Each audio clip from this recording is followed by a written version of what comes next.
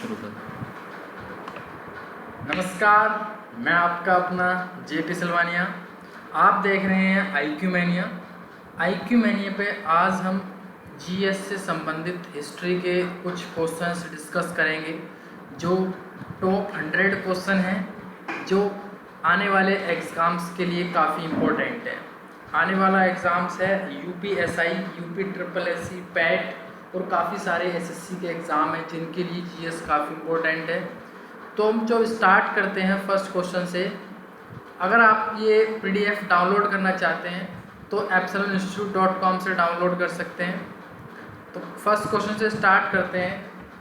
पहला क्वेश्चन है, पैमाने की खोज ने यह सिद्ध कर दिया है कि सिंधु घाटी के लोग माप और ताल से परिचित थे। यह खोज कहाँ पर हुई थी? तो इसका जो सही आंसर है ऑप्शन डी, लोथल में जो है जो माप और तोल की जो खोज हुई थी वहाँ पे लोग परिचित थे, तो वहाँ से। और नेक्स्ट क्वेश्चन है, सिंधु घाटी सभ्यता के लोगों का मुख्य व्यवसाय क्या था? जो सिंधु घाटी सभ्यता के लोग थे वो जो है मुख्यतः व्यापार करते थे। जो व्यापार होता था वो ज़्यादातर जो खनिज थे उनका जो व्यापार है वो उधर के जो देश हैं पश्चिमी एशिया के, वहाँ से ज़्यादातर जो है व्यापार होता था सिंधु घाटी सभ्यता के समय पर। नेक्स्ट क्वेश्चन है, थर्ड क्वेश्चन, निम्नलिखित में से कौन सा हड़प्पा कालीन स्थल गुजरात में था? तो जो एक हड़प्पा का जो स्थल है वो काफ़ी सारे हैं जो उत्तर प्रदेश में, हरियाणा में, पंजाब में, गुजरात में, राजस्थान में है। तो इसका आंसर डी है, लोथल जो है गुजरात में एक हड़प्पा स्थल है। उत्तर वैदिक काल के वेद विरोधी और ब्राह्मण विरोधी धार्मिक अध्यापकों को किस नाम से जाना जाता था? तो इसमें जो है जो वेद विरोधी होते थे, जो ब्राह्मण विरोधी होते थे, उनको जो है वो श्रमण नाम से जाना जाता था। बात करें उत्तर वैदिक काल की, तो जो उत्तर वैदिक काल है इसमें जो है जो मोस्टली जो मतलब भगवान माना जाता था, क्योंकि बाद में जो भगवान थे वो चेंज हो गए थे। क्योंकि शुरू में जो है क्या कहते हैं वो इंद्र थे, वरुण थे और अग्नि, इनको भगवान मानते थे। बाद में जो है प्रजापति को भगवान माना गया।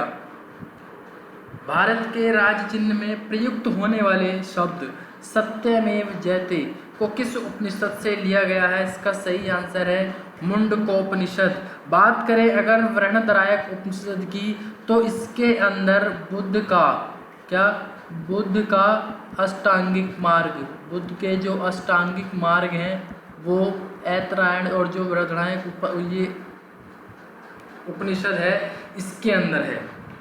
नेक्स्ट क्वेश्चन, सिक्स्थ क्वेश्चन है, भारत के किस स्थल की खुदाई लौह धातु के प्रचलन के प्राचीनतम प्रमाण मिलते हैं? तो वहाँ है अंतरजी खेड़ा से जो है वो वहाँ पे जो लौह धातु थी उसके जो है प्रमाण मिलते हैं। नेक्स्ट क्वेश्चन है,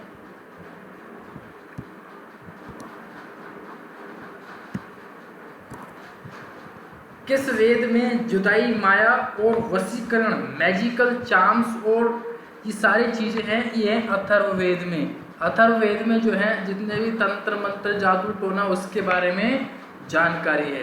बात करें अगर ऋग्वेद की, तो ऋग्वेद सबसे पहला वेद है। इसके अंदर जो है जितने भी मतलब 10 मंडल आते हैं, जो फर्स्ट और 10वां ये जो मंडल हैं, ये ऋग्वेद मंडल जो है सबसे नए मंडल हैं, इनको सबसे बाद में जोड़ा गया है। ऋग्वेद के तीसरे मंडल में जो है गायत्री मंत्र का उल्लेख है, जो गायत्री मंत्र है उसका उल्लेख है।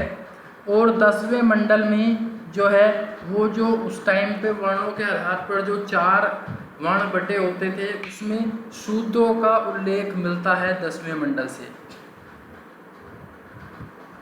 नेक्स्ट क्वेश्चन है, 8th क्वेश्चन, ऋग्वेद में निम्नलिखित किन नदियों का उल्लेख अफगानिस्तान के साथ आर्यों के संबंध का सूचक है? तो ये जो 2 नदी हैं जो उल्लेख देती हैं अफगानिस्तान के साथ जो है आर्यों का, वो है कुबा और क्रमू नदी। कुबा और क्रमू नदी जो है वो अफगानिस्तान और आर्यों का जो संबंध सूचक है। नेक्स्ट है, किस शासक ने गंगा एवं सोन नदियों के संगम पर पाटलिपुत्र नामक नगर की स्थापना की थी। जो पाटलिपुत्र की जो स्थापना की है वो आंसर सही उदयीन। उदयीन ने क्या है इसकी स्थापना की थी। उदयीन जो है एक बौद्ध धर्म को मानने वाला शासक था। उसको बौद्ध धर्म को मानने वाला शासक। अजातशत्रु की बात करें तो अजातशत्रु को कुणिक नाम से जाना जाता है, कुणिक। नेक्स्ट क्वेश्चन है 10th क्वेश्चन,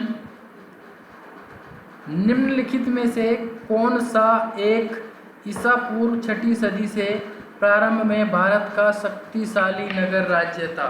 तो इसका सही आंसर है मगध। मगध जो है सबसे ज़्यादा उस टाइम पर शक्तिशाली राज्य था, जिसके ज़्यादातर जो राजा हैं वो बहुत शक्तिशाली हुए हैं।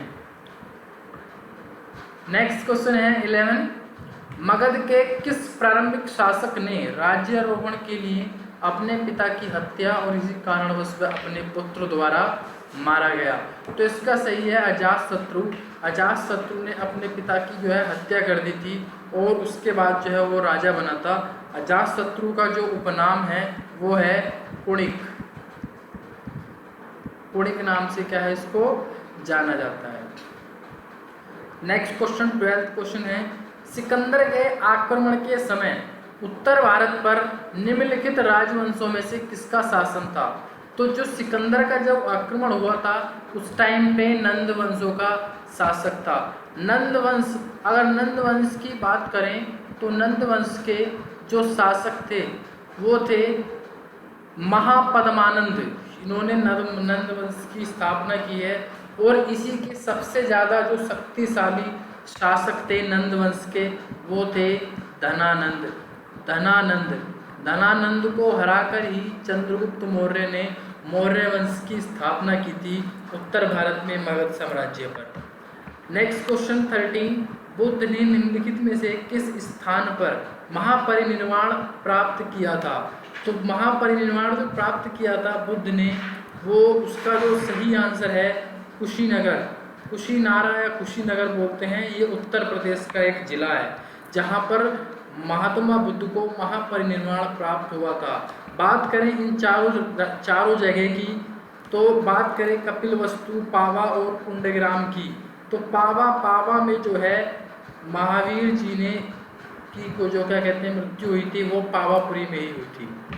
नेक्स्ट है 14, गौतम बुद्ध द्वारा अपने धर्म में दीक्षित किए जाने वाला अंतिम व्यक्ति निम्नलिखित में से कौन था? तो जो दीक्षित किया गया था वो सुबद्ध अंतिम व्यक्ति था, सुबद्ध। और आनंद, मोगलान, सारिपुत्र, आनंद जो है इनके सबसे प्रिय शिष्य थे। 15 क्वेश्चन, बौद्ध धर्म एवं जैन धर्म दोनों के उपासक किसके शासन काल में दोनों के उपदेश किसके शासन काल में दिए गए थे? इसका सही आंसर है बिंबिसार। बिंबिसार के जो शासनकाल था उसमें दोनों के जो है उपदेश दिए गए थे।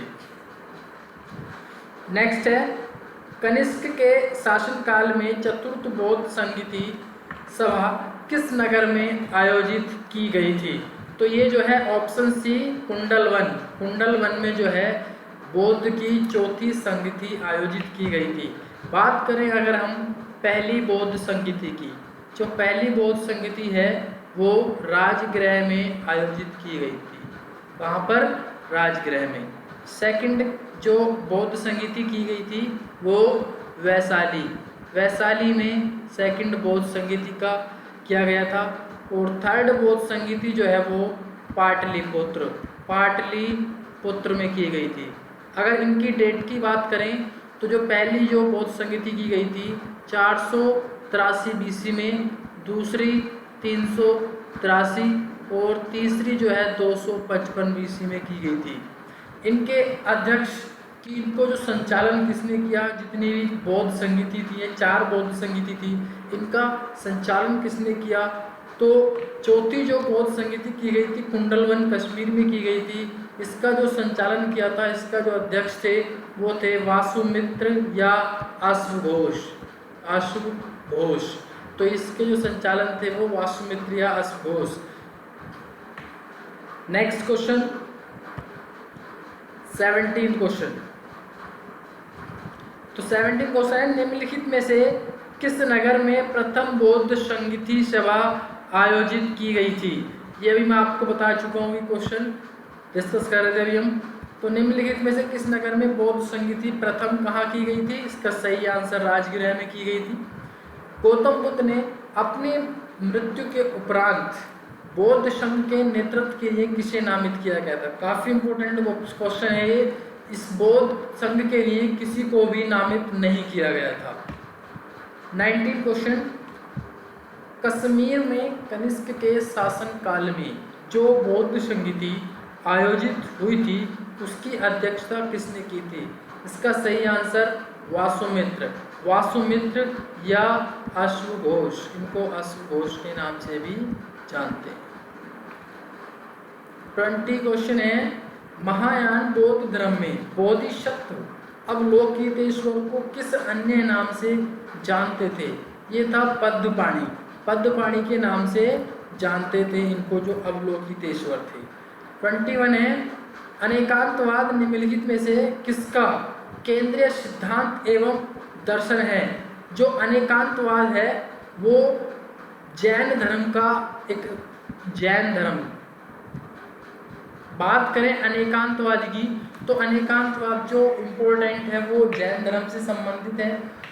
परंतु ये दोनों जो धर्म थे, जैन धर्म और बौद्ध धर्म, अनीश्वरवाद में ये विश्वास रखते थे। अनीश्वरवाद मतलब ईश्वर को नहीं मानते थे, जबकि जो है ये आत्मा के पुनर्जन्म में विश्वास रखते थे कि आप जब जीवन पे धरती पे आए हो, जीवन में जितने अच्छे काम करोगे तो आने वाला जो आपका पुनर्जन्म होगा उसमें भी शायद आपको अच्छे ही काम मिलेंगे, अच्छे लोग मिलेंगे, वो सारी चीज़ें मानते थे। तो ये जैन धर्म जो है वो अनेकांतवाद और बौद्ध धर्म और जैन धर्म अनीश्वरवाद को मानते थे दोनों। वह आद्यतम बौद्ध साहित्य जो बुद्ध के विभिन्न जन्मों की कथाओं से विषय में है, ये हैं जातक। ये जातक जो हैं ये सारी कथाएं हैं बुद्ध से संबंधित। जितने भी बुद्ध ने अपने जन्म से लेके मरण तक महापरिनिष्क्रमण, महापरिनिर्वाण और जितने भी उपदेश दिए हैं, सबका जो संकलन है वो जातक कथाओं में है। बात करें अगर विनय पिटक, सुक्त पिटक और अभिधम्म पिटक, ये त्रिपिटक हैं। ये त्रिपिटक जो है वो बौद्ध धर्म से संबंधित हैं। ये तीनों पिटक हैं, विनय पिटक और सुक्त पिटक और अभिधम्म पिटक। ये तीनों पिटक जो हैं बौद्ध धर्म से संबंधित है, जिनमें बौद्ध धर्म की सारी विशेषताएं, जो भी कर्मकांड, सब इसके अंदर संग्रहित हैं। वह शासक कौन था जिसने राज सिंहासन पर बैठने के लिए अपने बड़े भाई सुमीन की हत्या की थी? तो इसका सही आंसर है अशोक। अशोक ने राज सिंहासन पर बैठने के लिए अपने बड़े भाई सुमीन की हत्या की थी। वैसे मौर्य वंश की अगर बात करी जाए तो सबसे ज़्यादा जो कुशल शक्तिशाली राजक था वो अशोक ही थे। 24 है, कलिंग विजय के उपरांत अशोक महान ने निम्नलिखित किस धर्म को अंगीकार किया था? मतलब जो कलिंग के बाद जो है उन्होंने किस धर्म को अपना लिया था, तो वो था बौद्ध। बौद्ध धर्म अपनाने के बाद अशोक ने बौद्ध धर्म का काफ़ी प्रचार प्रसार किया था। काफ़ी सारे जितने भी ये श्रीलंका है, जहाँ तक ये म्यांमार है, काफ़ी सारे देशों में इसका प्रचार प्रसार किया था। बात करें कलिंगा, कलिंगा बहुत ज़्यादा इम्पोर्टेंट है। कलिंगा के जो राजा थे जिनको उन्होंने हराया था वो खारावेल थे। क्वेश्चन नंबर 25, अशोक के मनसेहरा पाकिस्तान एवं शहबाजगढ़ी पाकिस्तान से प्राप्त वृहद शिलालेखों में किस लिपि का प्रयोग किया गया है? ये खरोष्ठी लिपि का प्रयोग किया गया है, जो अफगानिस्तान और पाकिस्तान में जो इनके शिलालेख पाए गए हैं।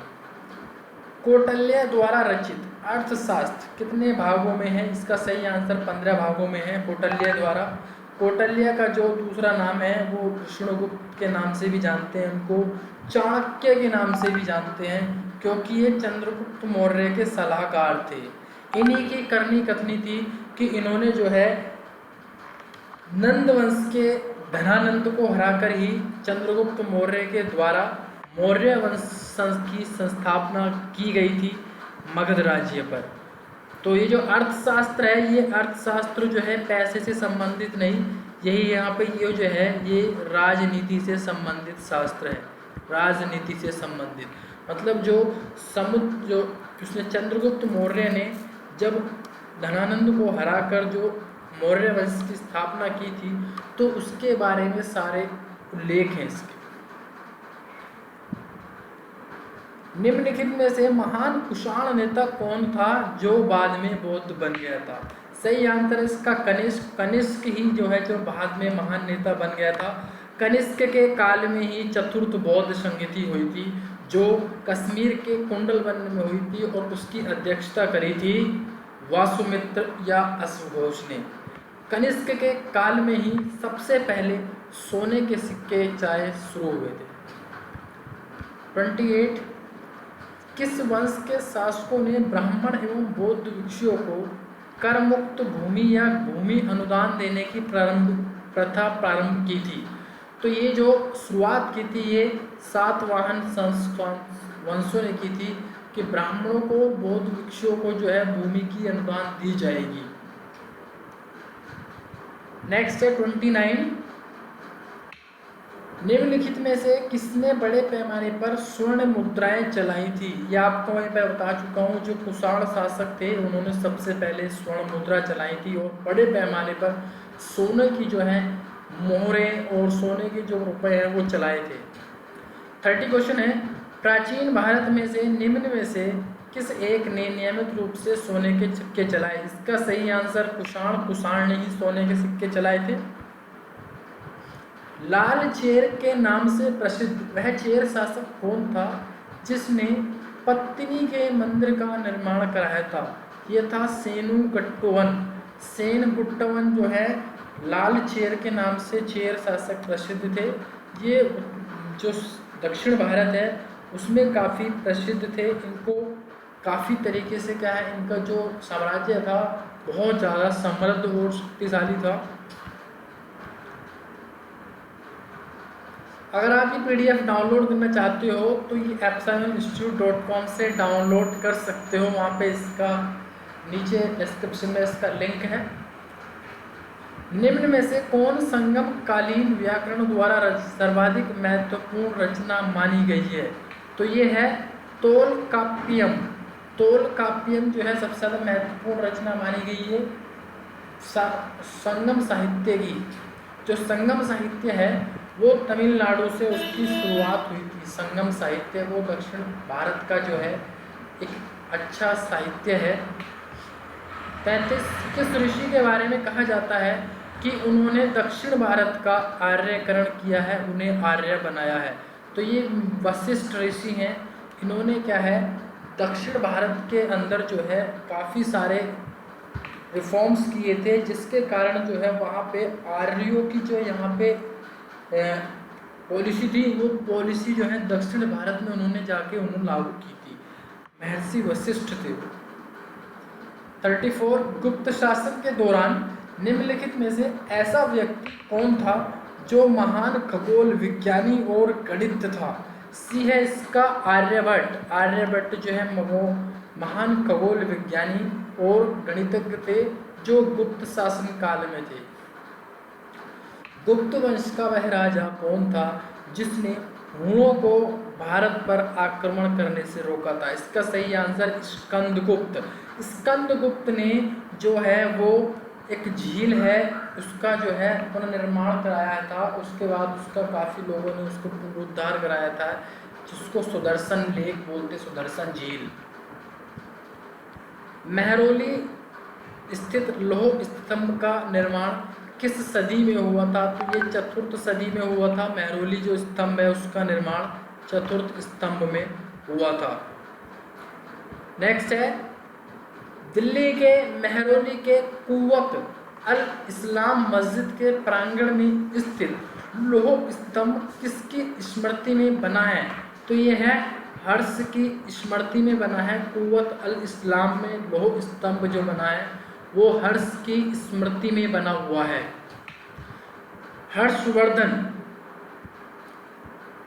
38 है समुद्रगुप्त की सैनिक उपलब्धियों का वर्णन उसके किस अभिलेख में उपलब्ध है? तो ये प्रयाग के अभिलेख से मिलता है। जो समुद्रगुप्त है उसकी वो उनके जो अभिलेख है वो प्रयाग के ही अभिलेख है समुद्रगुप्त के।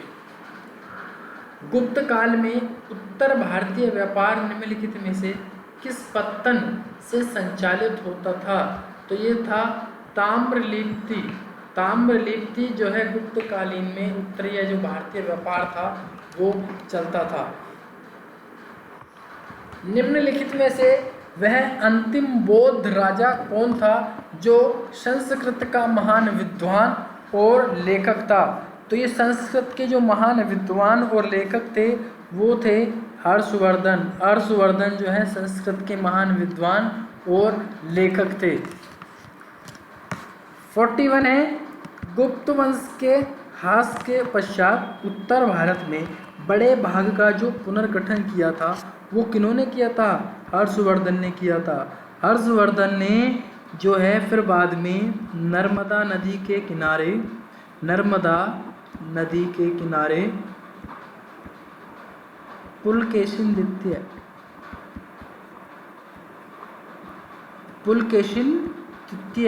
जो एक चालुक्य राजा था, इसको हराकर हर्षवर्धन ने जो है अपने साम्राज्य की जो है नींव रखी थी।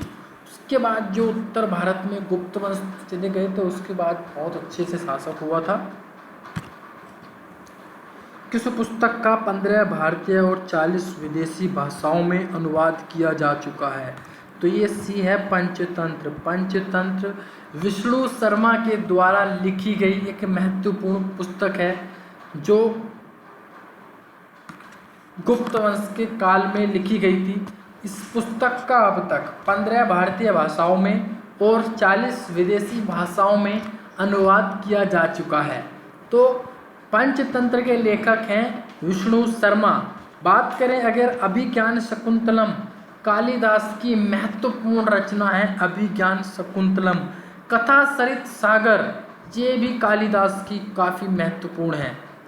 43, निम्नलिखित में से किसको चैल्कोलिथिक एज कहा जाता है? जो चैल्कोलिथिक एज है वो ताम्रपाषाण युग होती है। ठीक है, ये 3 एज होती थी, मेसोलिथिक, पैलियोलिथिक और चैल्कोलिथिक एज। ठीक है, जो एज होती थी ये वाली। नेक्स्ट है 44, ईसा की प्रारंभिक सदियों में भारत तथा रोम के बीच घनिष्ठ व्यापारिक संबंधों की सूचना किस पुरास्थल की खुदाई से प्राप्त होती है? भारत और रोम। तो ये है अरिकामेडू। अरिकामेडू से जो है प्राप्त होती है, जहाँ पे भारत और रोम के बीच में जो व्यापारिक घनिष्ठ संबंध थे वहाँ से मिले हैं। 45, प्राचीन भारत में निम्नलिखित में से किसकी कौन सी लिपि दाईं ओर से बाईं की ओर लिखी जाती थी? तो ये जो लिपि है ये है खरोष्ठी लिपि। खरोष्ठी लिपि दाईं ओर से बाईं ओर लिखी जाती है। बात करें अगर जो हमारे भारत में वर्तमान में जो चलती है देवनागरी लिपि, देवनागरी लिपि जो है वो हमारी बाएं ओर से दाएं ओर लिखी जाती है, फिर बाएं ओर से दाएं ओर।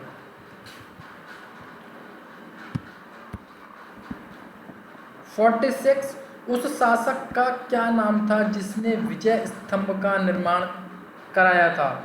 इसका जो सही आंसर है राणा कुंभा। राणा कुंभा ने चित्तौड़गढ़ में विजय स्तंभ का निर्माण कराया था। 47, सोमनाथ के मंदिर पर 1025 ईस्वी में महमूद गजनवी के आक्रमण के समय गुजरात का शासक कौन था? भीमदेव प्रथम। भीमदेव प्रथम जो है उस टाइम पे शासक थे गुजरात के। रानी पद्मिनी का नाम अलाउद्दीन खिलजी की चित्तौड़ विजय से जोड़ा जाता है। उसके पति का नाम क्या है? तो उसके पति का नाम है राणा रतन सिंह। राणा रतन सिंह जो है रानी पद्मिनी के पति थे, जो अलाउद्दीन खिलजी के जो चित्तौड़ विजय में बना हुआ है उस पे जो है उनके नाम अंकित हैं। 49, किस चालुक्य शासक ने थानेश्वर एवं कन्नौज के महान शासक हर्षवर्धन को नर्मदा के तट पर परास्त किया और उसे दक्षिण में बढ़ने से रोका। तो ये थे पुलकेशिन द्वितीय। पुलकेशिन द्वितीय ने क्या कहते हैं, हर्षवर्धन को बाद में परास्त कर दिया था, परंतु बाद में फिर हर्षवर्धन ने इनको हरा दिया और पूरे फिर कहते हैं उत्तर भारत में हर्षवर्धन का राज हो गया था। महाबलीपुरम जो एक मुख्य नगर है, वह कला में किन शासकों की रुचि को दर्शाता है? महाबलीपुरम पल्लवों की जो क्या कहते हैं शासकों की दर्शाता है। जो पल्लव थे उनकी बारे में सारी जो जानकारी महाबलीपुरम में जो मंदिर हैं वो रुद्रदमन प्रथम के द्वारा बनवाए गए हैं। 51 निम्नलिखित में से किस शासक के पास एक शक्तिशाली नौसेना थी? तो ये थे चोल के पास जो है नौसेना थी। चोल, चेर, पांडव और पल्लव ये सारे दक्षिण भारत के वंश हैं।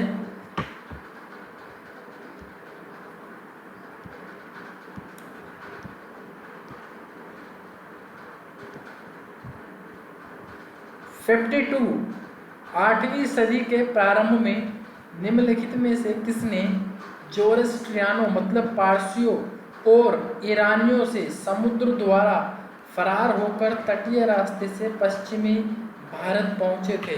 तो ये थे राष्ट्रकूट जो है पश्चिमी भारत पहुंच गए थे। तो जो शुंग वंश आया था शिशुनाग के टाइम पे गुप्त काल के बाद, उसी के बाद जो है हमारे राष्ट्रकूट आए थे। राष्ट्रकूटों ने किया था शासक। चोल द्वारा किसके साथ घनिष्ठ राजनीतिक एवं वैवाहिक संबंध स्थापित किए गए? वेंगी के चालुक्यों के साथ। वेंगी के चालुक्य जो है वो 3 तरीके के थे, कल्याणी के चालुक्य, बादामी के चालुक्य और वेंगी के चालुक्य। वह चोल राजा कौन था जिसने श्रीलंका को पूर्ण स्वतंत्रता दी और राजकुमार के साथ अपनी पुत्री का विवाह कर दिया?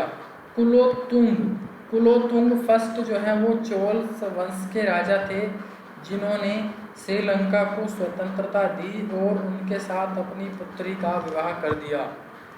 55 है मोहम्मद गोरी विजित प्रदेशों की देखभाल के लिए निम्नलिखित में से किस विश्वसनीय जनरल को छोड़कर चला गया था? इसका सही आंसर है कुतुबुद्दीन ऐबक।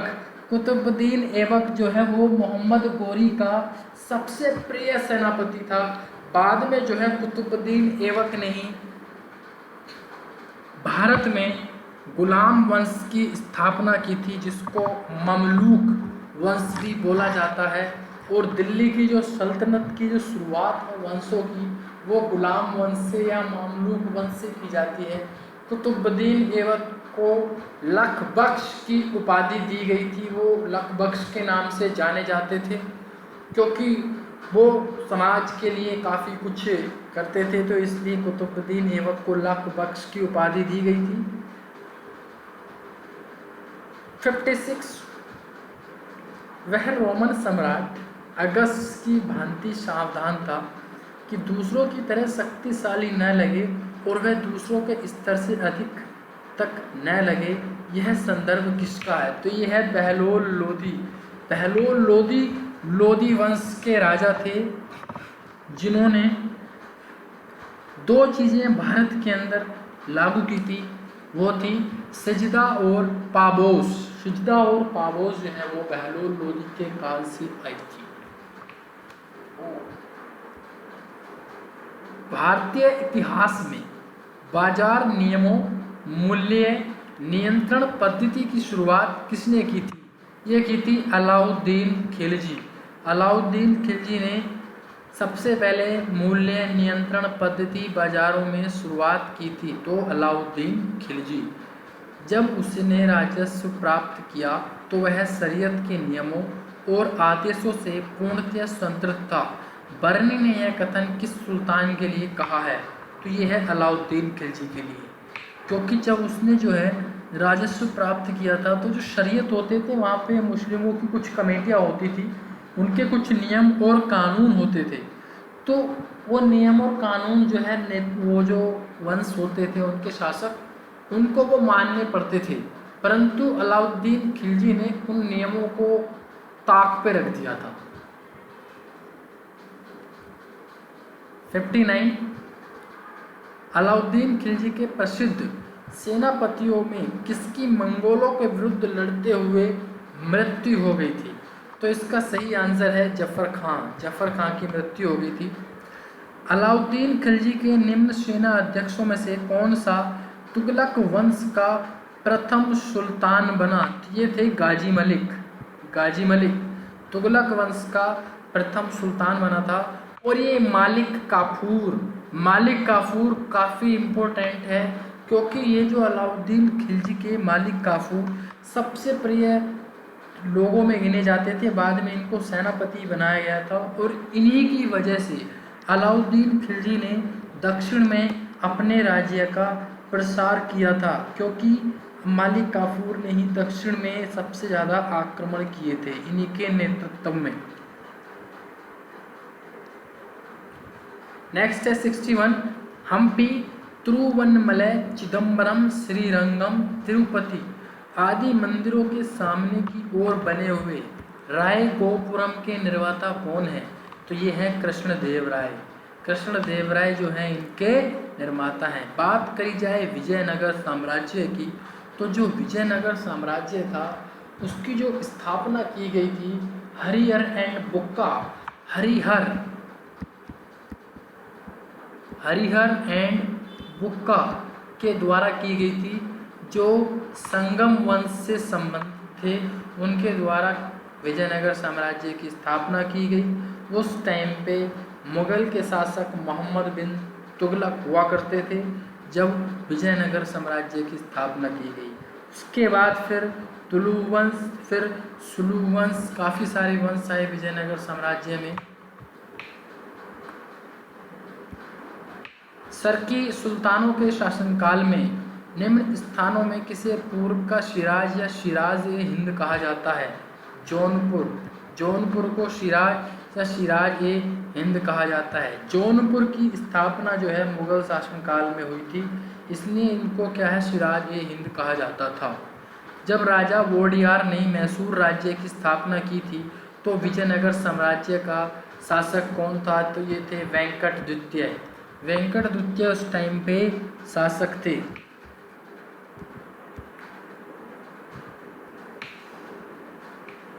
किस संत ने ईश्वर को अपने पास अनुभव करने के लिए नृत्य एवं गीतों का माध्यम बनाया था? तो ये थे चैतन्य महाप्रभु। चैतन्य महाप्रभु ने जो है गीतों का और इनका संकलन बनाया था।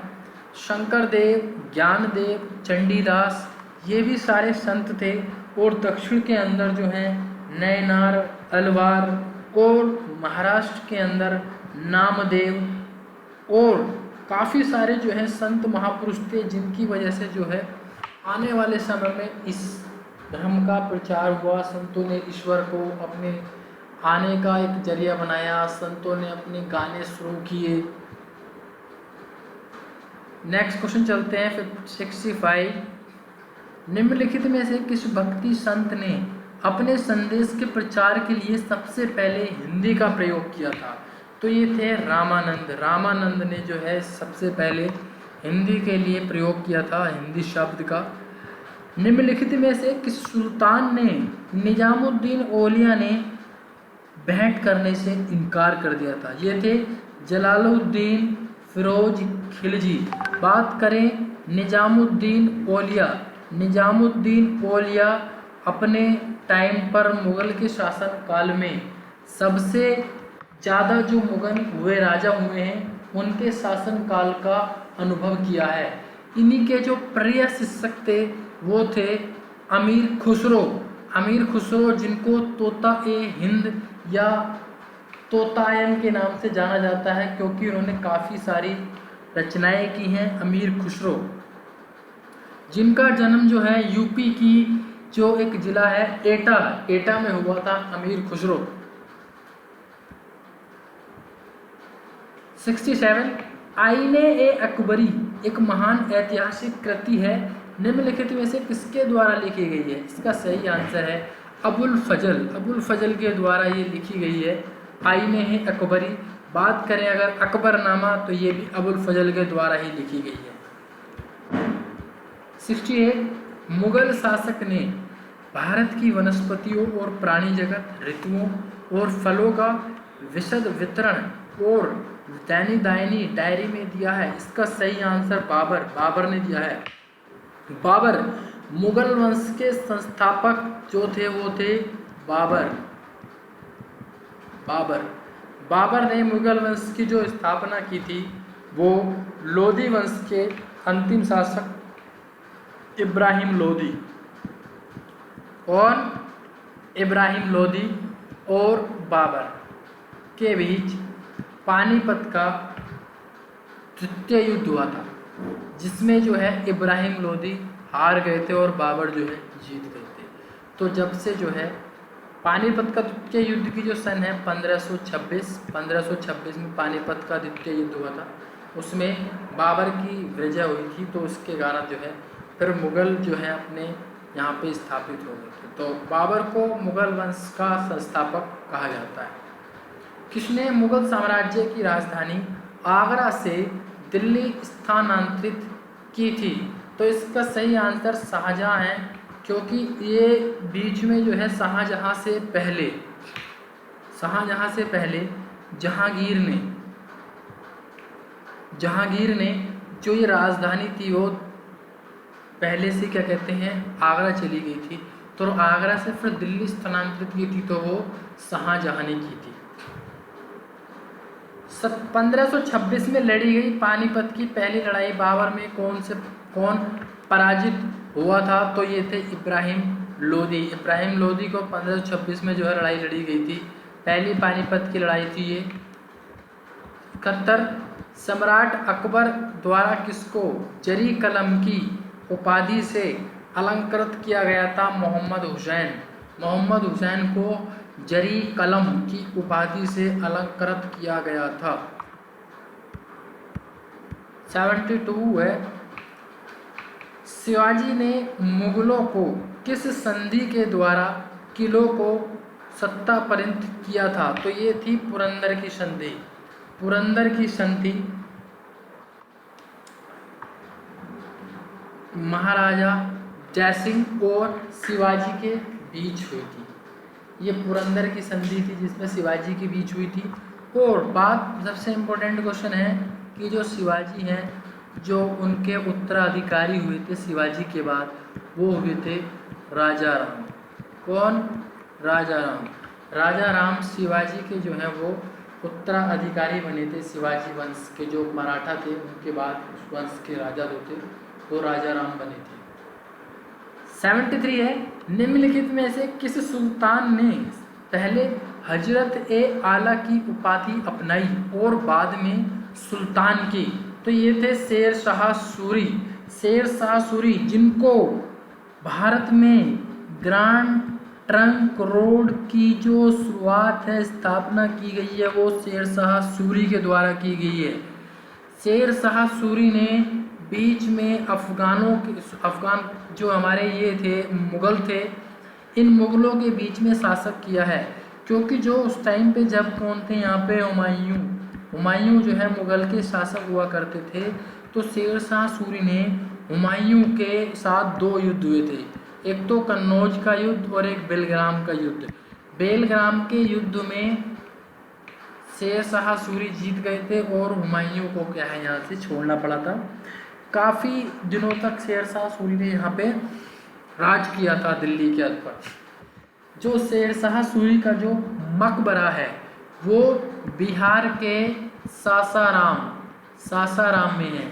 बिहार के सासाराम में शेर शाह सूरी का मकबरा।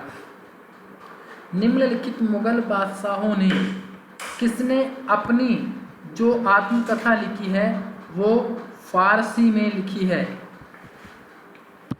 अपनी जो आत्मकथा लिखी है वो फारसी में लिखी है जहांगीर ने। भाई जहांगीर ने अपनी आत्मकथा फारसी में लिखी है, बात करी जाए तो बाबर ने जो अपनी आत्मकथा लिखी है, बाबर के बारे में है जो बाबरनामा, वो उसकी जो भाषा है वो है तुर्की भाषा में उसकी रचना की गई है। भाई जहांगीर ने तो फारसी में ही लिखी है, तो बाबर ने तुर्की में इसकी की थी। 75 है, प्रसिद्ध इतिहासकार, किस इतिहासकार ने अकबर द्वारा प्रतिपादित दीन ए इलाही को एक धर्म कहा है?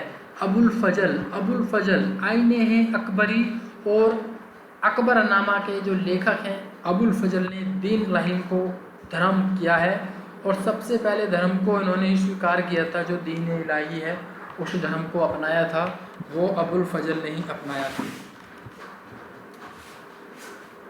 76 है, निम्नलिखित में से किसमें हिंद ईरानी वास्तुकला का सर्वप्रथम समन्वय देखने को मिलता है? तो वो है शेर शाह के मकबरे में। शेर शाह सूरी का मकबरा कहाँ पर है? सासाराम बिहार।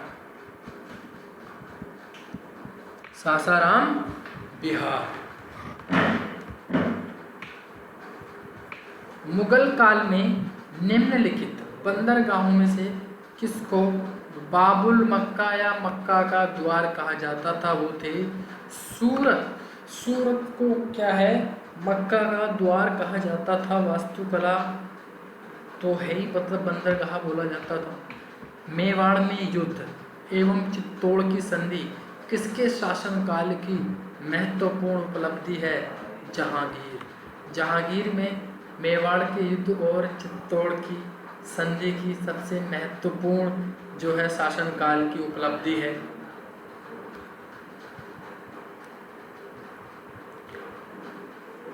राजपूताना के निम्न राज्यों में से किस एक ने अकबर की संप्रभुता स्वीकार नहीं की थी? तो वो था मेवाड़ राज्य ने अकबर की संप्रभुता स्वीकार नहीं की थी, राजपूताना के जो राज्य थे।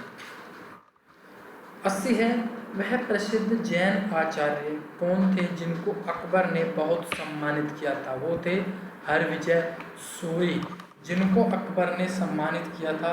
वो जैन धर्म के आचार्य थे। अकबर ने इनको बहुत ही ससम्मान से सम्मानित किया था। 81 है, शिवाजी ने मुगलों को किस संधि के द्वारा किलों को हस्तांतरित किया था? ये पुरंदर की संधि थी। पुरंदर की संधि से ही क्या है, जो शिवाजी ने मुगलों को अब संधि के द्वारा अपने मिलाया था, तो वहाँ पे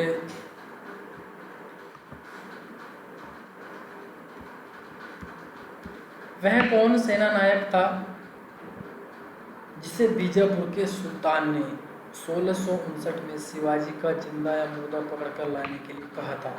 तो वो थे अफजल खां।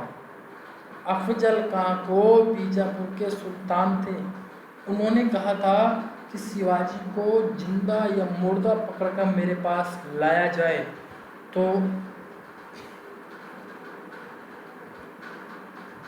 नेक्स्ट है, एक इतिहासकार ने पानीपत की तीसरी लड़ाई को स्वयं देखा था, तो वह सियाहतकार थे दत्ताजी पिंगले। ये हैं दत्ताजी पिंगले। अगर बात कराए जाए पिगट भी एक इतिहासकार है, जिन्होंने वो हड़प्पा और मोहनजोदड़ो को जुड़वा राजधानी कहा है। ठीक है, हड़प्पा और मोहनजोदड़ो को जुड़वा राजधानी कहा है, वो पिगट थे। और पानीपत की तीसरी लड़ाई को देखा है, वो दत्ताजी पिंगले थे। निम्नलिखित में से किस यूरोपीय ने भारत में सबसे पहले अपना व्यापार फैलाया और प्रभावित किया? तो वो थे पुर्तगाली सबसे पहले भारत के अंदर आए थे। बात करें अगर पुर्तगालियों की, तो पुर्तगालियों में सबसे पहले जो भारत के अंदर आए थे वो पुर्तगाली आए थे। तो पुर्तगाली 1498 के अंदर सबसे पहले आए थे वास्को डी गामा। कौन? Vasco D gamma. फिर इसके बाद जब ये वास्को डी गामा यहाँ पे रहे काफ़ी दिनों तक, इनकी जो सहायता की थी वो अब्दुल समीद ने इनको मिलवाया था, जो वहाँ के राजा थे उस टाइम पर, जमोरिन राजा थे उस टाइम पर, जमोरिन से इनकी मुलाकात करवाई। और जमोरिन को लगा भी हाँ भाई बहुत दूर से आदमी आए हैं, इनको पनाह दी जाए। तो उन्होंने क्या है, इनको कह दिया कि हाँ चलो आप क्या यहाँ से अब जो भी व्यापार करना कर सकते हो। तो इसके बाद आए थे, फिर इसके बाद जो है फिर पुर्तगाल के जो गवर्नर थे वो आया घूमने, गवर्नर बन के, वो थे फ्रांसीसी द अल्मीड़ा। फ्रांसीसी द, तो वो कौन थे? अल्मीड़ा। वो अल्मीड़ा आए। और उसके बाद फिर बाद में आए थे अल्बुकर्क, जिसको वास्तविक संस्थापक माना जाता है। जो पुर्तगाल है उसके जो वास्तविक संस्थापक है वो अल्बुकर्क को माना जाता है। तो अगर इनका जो ट्रिक है कि जैसे कौन कौन यूरोपीय शक्ति जो है पहले आई, कौन की यूरोपीय शक्ति बाद में आई, इसकी जो ट्रिक है वो आप याद कर सकते हैं। जो ये वाली ट्रिक है, जो ट्रिक है ये है, ट्रिक देखो, पुत्र अड़ा डैड फंसा। पै से पुर्तगाली, ए से अंग्रेजी, डी से डच, एफ से फ्रांसी। पुत्र अड़ा डैड फंसा। तो ये इसकी ट्रिक है याद करने की। ब्रिटिशों ने भारत में सूरत में अपनी पहली फैक्ट्री स्थापित करने की अनुमति निम्नलिखित में से किससे प्राप्त की थी? तो ये प्राप्त की थी जहांगीर से।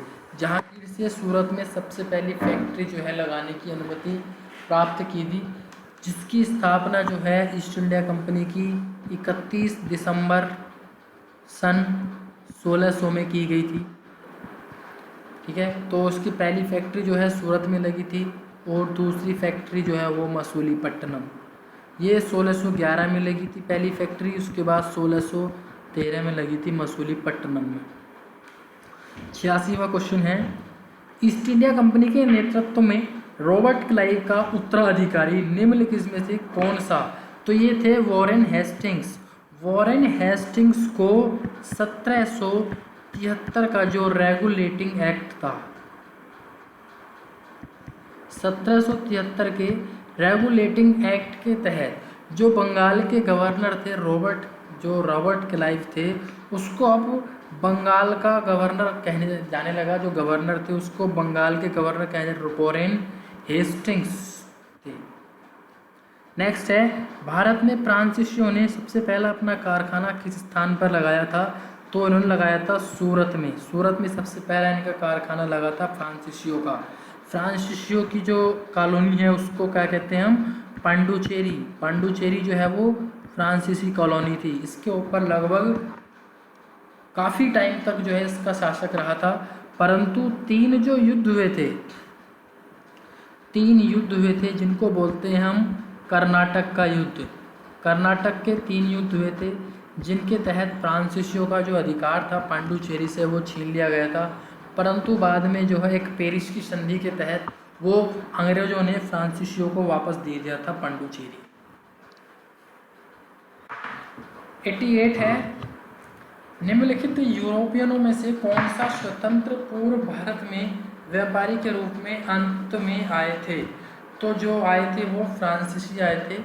तो मैंने आपको बताया था इसकी भी जो ट्रिक थी, जो यूरोपियन जो शक्तियाँ आई थी हमारे भारत में, उसकी एक ट्रिक थी पुत्र अड़ा डैड फंसा। पुत्र अड़ा डैड फंसा। पुत्र मतलब पुर्तगाली, अड़ा मतलब ऐसे अंग्रेज, डी डैड माने डच आए, उसके बाद फिर एफ से फिर फ्रांसीसी। तो ये इसका सीरियल है ट्रिक याद करने का। ठीक है, तो हम याद कर सकते हैं यूरोपीय कंपनी, चारों कंपनी किस कौन पहले कौन बाद में आई। लंदन में ब्रिटिश ईस्ट इंडिया कंपनी के गठन के समय भारत का निम्नलिखित में से कौन बादशाह था? तो ये थे अकबर, क्योंकि अकबर के समय में क्या है वो सारी चीज़ें हो चुकी थी। 90 है क्वेश्चन, निम्नलिखित में से किसने दिल्ली में खगोलीय वेधशाला जिसे जंतर मंतर बनवाई थी? राजा जयसिंह द्वितीय ने बनवाई थी। राजा जयसिंह द्वितीय ने इसने 3-4 जगह जो है खगोलीय वेधशालाएं बनवाई थी। जंतर मंतर कहते हैं वो जयपुर में बनवाई थी, दिल्ली में बनवाई थी। निम्नलिखित में से कौन बीजगणित के क्षेत्र में अपने योगदान के लिए विशेष रूप से जाने जाते हैं? वो है भास्कर। भास्कर को बीजगणित के क्षेत्र के लिए विशेष योगदान के लिए जाना जाता है। ये काफ़ी इम्पोर्टेंट क्वेश्चन है, आने वाले जितने भी कॉम्पिटिटिव एग्ज़ाम है उससे संबंधित ये क्वेश्चन जो है इस एग्ज़ाम पॉइंट ऑफ व्यू को लेकर ही ये फ्रेम किए गए हैं, बनाए गए हैं। 92 है, तीसरे आंग्ल मैसूर युद्ध को रोकने के लिए टीपू सुल्तान ने अंग्रेज़ों के साथ कौन सी संधि की थी? तो ये की थी श्रीरंगपट्टनम की संधि। और अगर दूसरे आंग्ल युद्ध की बात करी जाए तो दूसरे आंग्ल युद्ध में मैंगलोर की संधि की गई थी। वो जो टीपू सुल्तान के साथ में वो की गई थी हैदर अली के साथ, क्योंकि मैसूर के जो शासक थे वो हैदर अली थे। हैदर अली के दूसरे आंग्ल मैसूर युद्ध में मृत्यु हो गई थी। उसके बाद टीपू सुल्तान ने राज करा और टीपू सुल्तान को जो है श्रीरंगपट्टनम की संधि के साथ जो है संधि की थी, जिसके साथ फिर वो सहायक संधि से ब्रिटिश के साम्राज्य में विलय हो गया था। सहायक संधि की शुरुआत जो करी थी वो कहाँ से की गई थी? वो की गई थी हैदराबाद से। सहायक संधि के तहत सबसे पहला जो राज्य हड़पा गया था सहायक संधि के साथ, तो वो थे हैदराबाद। और सहायक संधि की जो शुरुआत करी गई थी वो की गई थी लॉर्ड वेलेजली के द्वारा की गई थी। लॉर्ड वेलेजली ने इसकी शुरुआत की थी। 93 है, हड़प नीति के अंतर्गत कौन से भारतीय राज्य कब्जे में किए गए थे? तो इसका सही आंसर बताना है। पर आपको बता दूं कि हड़प नीति जो है लॉर्ड डलहौजी की एक नीति थी, हड़प नीति। तो ठीक है, हड़प नीति के तहत जो है कुछ राज्य जो हड़पे गए थे जब 1857 के युद्ध के टाइम पर, तो उसमें लॉर्ड डलहौजी ने ये वाली नीति शुरुआत की थी। तो उसमें जो है सुजैन SUJN सूजन करके क्या है, ये सारे राज्य कब्जे में ले लिए गए थे। सूजन से मतलब हो गया सतारा, सबसे पहले सतारा, यू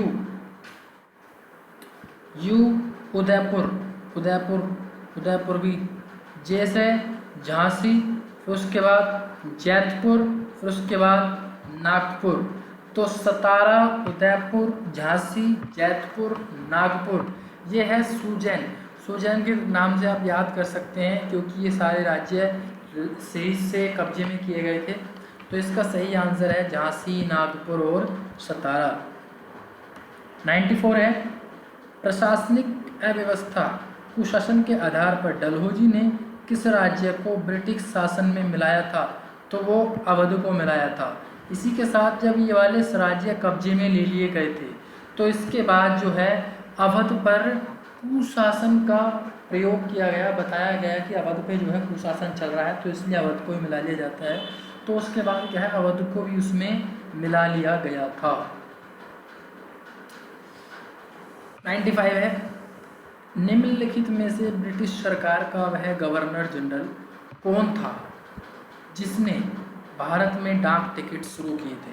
तो ये सही आंसर है इसका लॉर्ड डलहौजी। लॉर्ड डलहौजी अपने काम के लिए काफ़ी प्रसिद्ध है। अगर इनके काम को हम गिने जाएं तो पहला जो है वो है हड़प नीति, पहला है हड़प नीति। दूसरा है जो रेल की शुरुआत हुई थी वो इन्हीं के काल में हो गई थी। रेल की जो शुरुआत है, रेलवे की जो शुरुआत है लॉर्ड डलहौजी के काल में ही हुई थी। और जो डाक टिकट शुरू किए गए थे वो लॉर्ड डलहौजी के काल में ही शुरू किए गए थे। बात करें अगर लॉर्ड विलियम बेंटिक भारत के सबसे पहले गवर्नर जनरल थे। लॉर्ड विलियम बेंटिक, इनको जो है अपने काम के लिए काफ़ी जाना जाता है, क्योंकि इन्होंने भारत के अंदर सती प्रथा और ठगी प्रथा का उन्मूलन किया था। सती प्रथा और ठगी प्रथा, जिसका जो शुरुआत की गई थी वो राजा राम मोहन रॉय, ठीक, राजा राम मोहन राय के द्वारा शुरुआत करी गई थी। इनको राजा की जो उपाधि दी गई थी, मोहन राम राजा को, ये अकबर द्वितीय के द्वारा दी गई थी, जो मुगल काल के शासक थे। राजा राम मोहन को जो है भारत के पुनर्जागरण का पिता भी कहा जाता है, तो उन्हीं के शासन में हुई थी। लॉर्ड विलियम बेंटिक के काल में ही क्या है, वो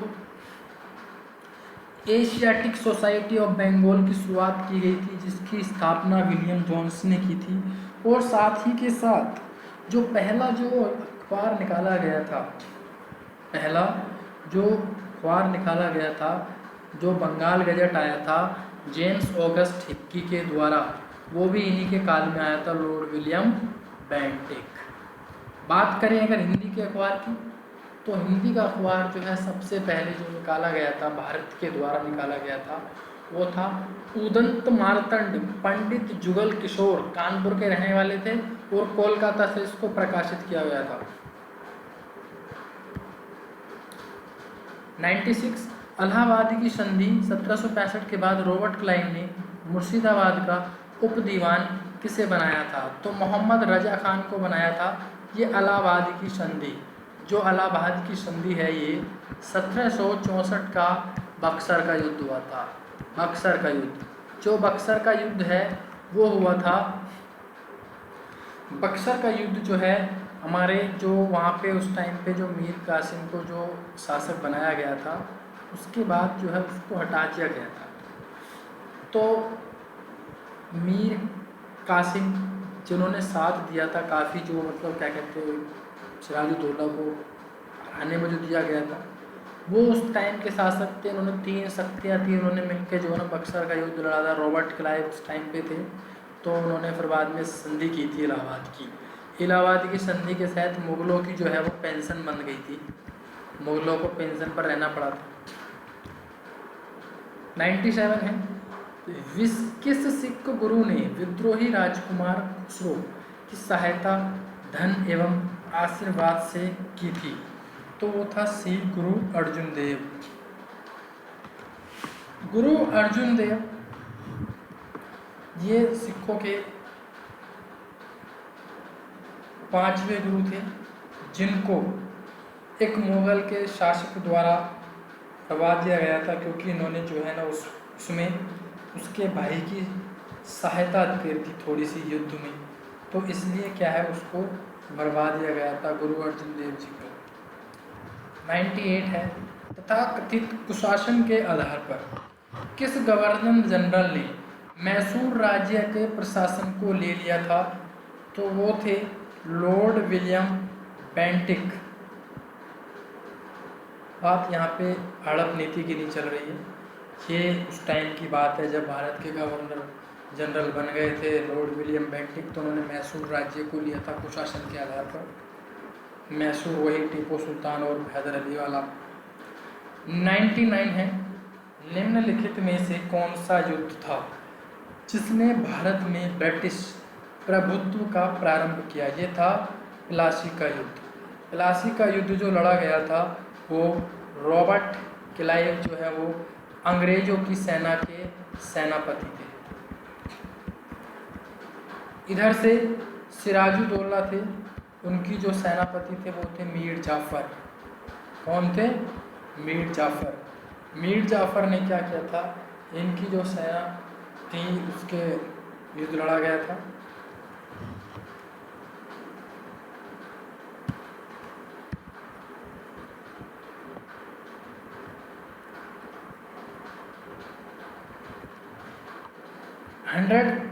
शोभा क्वेश्चन है हमारा, निम्नलिखित भारतीय शासकों में कौन था जिसने विदेशों में आधुनिक पद्धति से दूतावास स्थापित किए थे? वो थे टीपू सुल्तान, टीपू सुल्तान मैसूर के जो शासक थे वो हैदर अली के बाद जो हुए थे वो टीपू सुल्तान थे। टीपू सुल्तान ने ही अंग्रेज़ों के साथ जो है सहायक संधि करनी पड़ी थी, जिसके तहत मैसूर जो है तीसरे अंग्ल युद्ध में श्रीरंगपट्टनम की जो संधि हुई थी, सहायक संधि के तहत मैसूर को ब्रिटेन ने मतलब ब्रिटिश शासक के हाथों में चला गया था। तो ये जो क्वेश्चन थे, ये सारे जो क्वेश्चंस थे ये हिस्ट्री से संबंधित सारे क्वेश्चंस थे। काफ़ी इम्पोर्टेंट क्वेश्चन है, काफ़ी सारे एग्ज़ाम्स में आए हुए ये क्वेश्चन है। बात करें अगर आधुनिक हिस्ट्री की, आधुनिक काल की, तो इसमें आधुनिक जो इतिहास है उससे संबंधित प्रश्न नहीं थे। जो युद्ध चला था 1857 की जो क्रांति थी, या जो इंडियन में जो सामाजिक और आर्थिक जो बदलाव आए थे, जो नई नई संस्थाएं बनी थी, जो नए नए आंदोलन हुए थे, उनके बारे में जानकारी नहीं है, परंतु आपको मैंने यहाँ पे बताई थी, कुछ ट्रिक्स मैंने आपको यहाँ पे बताई हैं जो हिस्ट्री से संबंधित हैं। तो अगर आपको ये वीडियो अच्छी लगी तो चैनल को सब्सक्राइब करें एंड वीडियो को शेयर करें। काफ़ी इंपॉर्टेंट क्वेश्चन है हिस्ट्री के, उनको फ्रेम किया गया। Thank you.